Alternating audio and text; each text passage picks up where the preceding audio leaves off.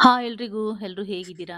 ಬನ್ನಿವತ್ತು ಹೆಲ್ದಿಯಾಗಿರೋಂಥ ಸುವರ್ಣಗೆಡ್ಡೆಯಿಂದ 2 ಥರದ snacks recipe ಮಾಡೋಣ. ತುಂಬಾನೇ ರುಚಿಯಾಗಿರುತ್ತೆ. ಮೊದಲಿಗೆ ನಾವು ಸುವರ್ಣಗೆಡ್ಡೆನ ಹಚ್ಚೋಕ್ಕೂ ಮುಂಚೆ ಕೈಗೆ ಸ್ವಲ್ಪ ಎಣ್ಣೆನ ಹಚ್ಕೋಬೇಕಾಗುತ್ತೆ. ಇದರಲ್ಲಿ ಸ್ವಲ್ಪ ಘಾಟ್ ಅಂಶ ಅನ್ನೋದು ಇರುತ್ತೆ. ಘಾಟ್ ಅಂದ್ರೆ ಇದೊಂಥರ ಹ್ಮ್, ಹಾಗೆ ಮುಟ್ಟಿದ್ರೆ ಕೆರ್ತಾಗುತ್ತೆ ಕೈಯೆಲ್ಲ. ಹಾಗಾಗಿ ಇದಕ್ಕೆ ಸ್ವಲ್ಪ ಆಯಿಲ್ ಹಚ್ಕೊಂಡೆ ಕೈಗೆ, ನಂತರ ನಾವು ಇದನ್ನ ಹಚ್ಕೋಬೇಕು. ನೋಡಿ ಈಗ ಅದೆಲ್ಲ ನೀಟಾಗಿ ಹೊಟ್ಟೆಲ್ಲ ತೆಗೆದು ನೀಟಾಗಿ ತೊಳ್ಕೊಂಡು ಬಂದಿದ್ದೀನಿ. ಇದನ್ನ 2 ಭಾಗ ಮಾಡ್ಕೊಳ್ತೀನಿ. ಒಂದು ಭಾಗ ಬಂದು ಹ್ಮ್, ತವಾ ಫ್ರೈ ತರ ಅಂದ್ರೆ ಫಿಶ್ ಫ್ರೈ ಮಾಡ್ತಾರೆ ಗೊತ್ತಾ? ಆ ರೀತಿ ತವಾ ಫ್ರೈ ಇದು. ನಿಮ್ಗೆ ಯಾವ ಶೇಪ್ ಬೇಕೋ ಆ ಶೇಪಲ್ಲಿ ನೀವು ಕಟ್ ಮಾಡ್ಕೋಬಹುದು. ಒಂದು ಮೀಡಿಯಂ ಸೈಜಲ್ಲಿ ನೋಡ್ಕೊಂಡು ನೀವು ಕಟ್ ಮಾಡ್ಕೋಬೇಕಾಗತ್ತೆ. ಹಾಗೆ ಇನ್ನೊಂದು ಬಂದು ಕಡ್ಡಿ ಚಿಪ್ಸು.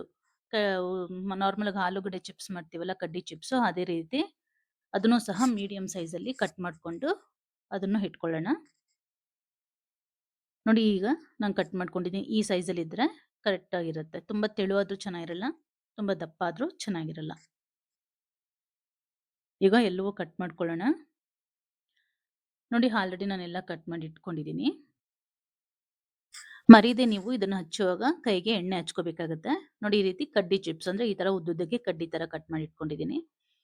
ಈಗ ಇದನ್ನ ಆಲ್ರೆಡಿ ನಾನು ಹುಣಸೆಹಣ್ಣು ನೀರನ್ನ ಮಾಡಿಟ್ಕೊಂಡಿದ್ದೀನಿ. ಉಗುರು ಬೆಚ್ಚಗಿರೋ ನೀರಲ್ಲಿಗೆ ಹುಣಸೆಹಣ್ಣ ಕಿವುಚ್ಬಿಟ್ಟು ಹಾಕೊಂಡು ಸ್ವಲ್ಪ ಬೆಚ್ಚಗಿರೋ ನೀರಲ್ಲಿ ಈ ಕಟ್ ಮಾಡಿರೋ ಅಂತ ಈ ಚಿಪ್ಸ್ನ ಹಾಕೊಳ್ಳೋಣ. ಹುಣಸೆ ನೀರಲ್ಲಿ ಹಾಕಿ ಒಂದು 5 ನಿಮಿಷ ಬಿಟ್ಟು ನಾವು ಯೂಸ್ ಮಾಡೋದ್ರಿಂದ ನಮಗೆ ಯಾವುದೇ ಥರದ ಬಾಯಲ್ಲಿ ಉರಿ ಅಂಥದ್ದು ಏನೂ ಆಗಲ್ಲ.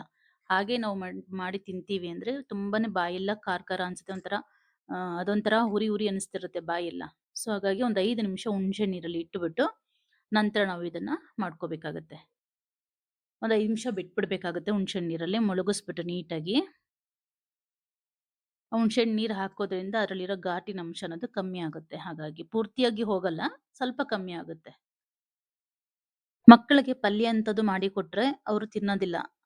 ಅವ್ರಿಗೆ ಈ ಥರದ್ದು ತಿನ್ನಿಸ್ಬೇಕು ಅಂತಂದ್ರೆ ಈ ಥರ ಅವ್ರಿಗೆ ಇಷ್ಟ ಆಗುವಂಥ ಸ್ನಾಕ್ಸ್ ಮಾಡಿ ಕೊಟ್ರೆ ಕಣ್ಣು ಮುಚ್ಕೊಂಡು ತಿಂತಾರೆ. ನೋಡಿ ಈಗ ಇದೆಲ್ಲ ಚೆನ್ನಾಗಿ ನೆಂದಿದೆ. ಇದನ್ನೆಲ್ಲ ತೆಗೆದು ಒಂದು ಸೈಡಲ್ಲಿ ಇಟ್ಕೊಳ್ಳೋಣ. ನೀರೆಲ್ಲ ಸುರಿದಾದ ನಂತರ ನಾವು ನೋಡಿ ಇದಕ್ಕೆ ಮಿಕ್ಸ್ ಮಾಡ್ಕೊಳ್ಳೋಣ. ಶುಂಠಿ ಬೆಳ್ಳುಳ್ಳಿ ಪೇಸ್ಟು, ಹಾಗೆ ಮಸಾಲ ಪದಾರ್ಥ ನಿಮ್ಗೆ ಯಾವ್ದು ಬೇಕೋ ಅದು ಹಾಕ್ಕೋಬೋದು. ನಾನಿಲ್ಲಿ ಪೆಪ್ಪರ್ ಪೌಡ್ರು, ಆಮೇಲೆ ಪಲ್ಯಕ್ಕೆ ಯೂಸ್ ಮಾಡ್ತೀವಲ್ಲ ಆ ಪೌಡರು, ಗರಂ ಮಸಾಲ, ಚಾಟ್ ಮಸಾಲ, ಧನಿಯಾ ಪೌಡರು, ಅರಿಶಿನ, ಆಮೇಲೆ ಅಚ್ಚ ಖಾರದ ಪುಡಿ, ಹಾಗೆ 1 ಸ್ಪೂನ್ ಆಗೋಷ್ಟು ಕಾರ್ನ್‌ಫ್ಲೋರು. ಯಾವ ಮಸಾಲೆ ಬೇಕಾದ್ರೂ ಹಾಕೊಂಡ್ರು ಚೆನ್ನಾಗಿರುತ್ತೆ. ಗರಂ ಮಸಾಲ 1 ಪಿಂಚ್ ಹಾಕೊಳ್ಳಿ, ತುಂಬಾ ಚೆನ್ನಾಗಿರಲ್ಲ. ಹಾಗೆ ರುಚಿಗೆ ತಕ್ಕಷ್ಟು ಉಪ್ಪು ಹಾಕೊಂಡು ಒಂದು 2 ರಿಂದ 3 ಸ್ಪೂನು ನೀರನ್ನ ಹಾಕೊಂಡು ನಿಮ್ಗೆ ಹದ ಎಷ್ಟು ಬೇಕಾಗುತ್ತೋ ಅಷ್ಟು ನೋಡ್ಕೊಂಡು, ತುಂಬಾ ಹಾಕಬಾರ್ದು, ಸ್ವಲ್ಪ ಅದಕ್ಕೀಗ ಪೀಸಸ್‌ಗೆ ಅದು ನೀಟಾಗಿ ಅಂಟ್ಕೋಬೇಕಲ್ವಾ? ಹಾಗಾಗಿ ನೋಡ್ಕೊಂಡು ನೀರನ್ನ ಹಾಕೊಂಡು ಕಲ್ಸ್ಕೊಳ್ಳೋಣ. ನೋಡಿ ಈಗ ಈ ಈ ಈ ಹದಕ್ಕಾದ್ರೆ ಕರೆಕ್ಟಾಗಿರುತ್ತೆ. ಈಗ ಆ ಪೀಸಸ್‌ನ ಹಾಕೊಂಡು ನೀಟಾಗಿ ಅದಕ್ಕೆ ಸ್ಪ್ರೆಡ್ ಆಗೋ ಥರ ನಾವು ಕಲ್ಸ್ಕೋಬೇಕಾಗುತ್ತೆ. ಆಕ್ಚುಲಿ ಈ ಥರ ಮಸಾಲ ಹಚ್ಚಿಬಿಟ್ಟು ಒಂದು 10, 15 ನಿಮಿಷ ಬಿಟ್ಟು ನಂತರ ಮಾಡಿದ್ರೆ ಇನ್ನೂ ತುಂಬಾನೇ ಚೆನ್ನಾಗಿರುತ್ತೆ ಟೇಸ್ಟು. ಇದಕ್ಕೆ ಮಸಾಲ ಹಚ್ಚಿ ಬಿಡೋದ್ರಿಂದ ಪೀಸಸ್ಸು ಸಹ ತುಂಬಾ ಸಾಫ್ಟ್ ಆಗಿರುತ್ತೆ. ತಿನ್ಲಿಕ್ಕೆ ತುಂಬಾ ಟೇಸ್ಟಿಯಾಗಿ ಅನ್ಸುತ್ತೆ. ಯಾರಿಗೆಲ್ಲ ಮಲಬದ್ಧತೆ ಇದೆ ಅಂಥವ್ರು ಖಂಡಿತ ಇದನ್ನ ವಾರಕ್ಕೆ ಒಂದ್ಸಲ ಯೂಸ್ ಮಾಡಿದ್ರು ನಿಮ್ಗೆ ತುಂಬಾನೇ ಬೆನಿಫಿಟ್ಸ್ ಇರುತ್ತೆ. ಯಾಕೆಂದ್ರೆ ಇದನ್ನ ತಿಂದ ನೆಕ್ಸ್ಟ್ ಡೇಗೆ ಹೊಟ್ಟೆಲ್ಲ ಫುಲ್ ನೀಟಾಗಿ ಕ್ಲೀನ್ ಆಗ್ಬಿಡುತ್ತೆ. ತುಂಬಾನೇ ಹೆಲ್ತ್ ಬೆನಿಫಿಟ್ಸ್ ಇದೆ ಇದರಲ್ಲಿ. ಮಲಬದ್ಧತೆ ಇರೋರ್ಗಂತೂ ತುಂಬಾನೇ ರಾಮಬಾಣ ಅಂತಾನೆ ಹೇಳ್ಬೋದು. ನೋಡಿ ಈಗ ಒಂದು ತವಾಗೆ ಆಯಿಲ್ ಹಾಕ್ಕೊಂಡಿದ್ದೀನಿ. ಅದ್ರ ಒಂದ್ 2 ರಿಂದ 3 ಸ್ಪೂನ್ ಆಯಿಲ್ ಹಾಕ್ಕೊಂಡು, ಆಯಿಲ್ ಕಾದ ನಂತರ ನಾವು ಏನು ಹಚ್ಚಿಟ್ಕೊಂಡಿದ್ವಿ ಮಸಾಲ, ಈ ಪೀಸಸ್‌ನ ಅದ್ರ ಮೇಲೆ ಮೀಡಿಯಂ ಫ್ಲೇಮ್ ಮೇಲೆ ಇಟ್ಕೊಂಡು ಬೇಯಿಸ್ಕೋಬೇಕಾಗುತ್ತೆ. ಹಾಗೇನೆ ಇನ್ನೊಂದು ಸ್ಟವ್ ಮೇಲೆ ನಾನು ಎಣ್ಣೆ ಕಾಯಕ್ಕಿಟ್ಟಿದ್ದೆ. ಎಣ್ಣೆ ಕೂಡ ಚೆನ್ನಾಗಿ ಕಾದಿದೆ. ಈಗ ನಾವು ಹಚ್ಚಿಟ್ಕೊಂಡಿದ್ದೆಲ್ಲ ಪೀಸಸ್, ಕಡ್ಡಿ ಪೀಸಸ್ ಇದು ಚಿಪ್ಸು, ಅದನ್ನ ಹಾಕ್ಕೊಂಡು ಕ್ರಿಸ್ಪಿಯಾಗಿ, ಇದು ತುಂಬಾ ಕ್ರಿಸ್ಪಿಯಾಗಿ ಬರೋದಿಲ್ಲ. ಹೈ ಫ್ಲೇಮಲ್ಲೇ ಇಟ್ಕೊಂಡು ಇದನ್ನ ಫ್ರೈ ಮಾಡ್ಕೋಬೇಕು. ಬಟ್ ಇದು ಕ್ರಿಸ್ಪಿಯಾಗಿ ಬರಲ್ಲ. ಸ್ವಲ್ಪ ಸಾಫ್ಟ್ ಆಗೇ ಇರುತ್ತೆ. ಆ, ಎಷ್ಟೇ ನಾವು ಮಾಡಿದ್ರು, ಎಷ್ಟೇ ಇದನ್ನ ಫ್ರೈ ಮಾಡಿದ್ರು ಇದು ತುಂಬಾ ಕ್ರಿಸ್ಪಿ ಅಂತೂ ಖಂಡಿತ ಬರಲ್ಲ. ಸ್ವಲ್ಪ ಸಾಫ್ಟ್ ಆಗೇ ಇರುತ್ತೆ. ಬಟ್ ತಿನ್ಲಿಕ್ಕೆ ತುಂಬಾ ಟೇಸ್ಟಿಯಾಗಿರುತ್ತೆ.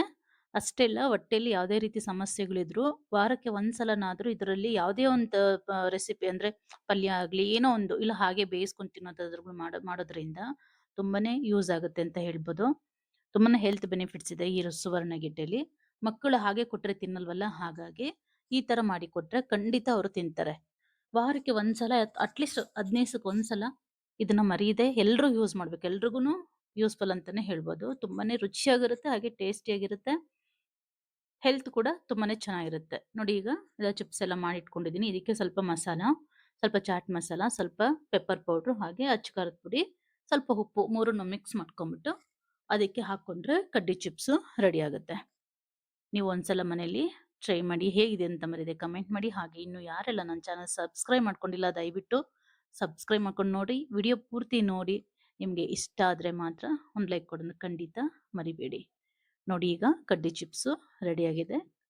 ಮೇಲೆಲ್ಲ ಸಾಫ್ಟ್ ಕ್ರಿಸ್ಪಿ ಆಗಿರುತ್ತೆ, ಒಳಗಡೆ ಎಲ್ಲ ಸಾಫ್ಟ್ ಆಗಿರುತ್ತೆ. ಇದು ಕೂಡ ತುಂಬಾನೇ ಚೆನ್ನಾಗಿರುತ್ತೆ. ಇದಕ್ಕೆ ಹಾಕಿರೋ ಮಸಾಲೆ ಇದಕ್ಕೆ ತುಂಬಾನೇ ಒಳ್ಳೆ ಟೇಸ್ಟ್ ಕೊಡುತ್ತೆ. ತಿನ್ಲಿಕ್ಕೂ ತುಂಬಾನೇ ಚೆನ್ನಾಗಿರುತ್ತೆ. ಬಿಸಿ ಬಿಸಿ ಬಿಸಿ ಬಿಸಿ ತಿನ್ಲಿಕ್ಕೆ ತುಂಬಾ ಚೆನ್ನಾಗಿರುತ್ತೆ. Thank you for watching. Bye.